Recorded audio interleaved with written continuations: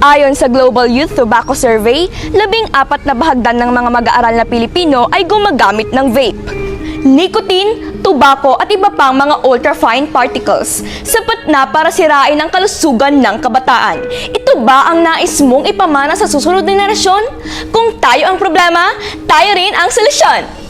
Magandang buhay at mabilay-bilay! Halina't magkaisa! Isulong natin ang Kalinga Kabataan! Hindi lang sa social media, kundi pati sa gawa.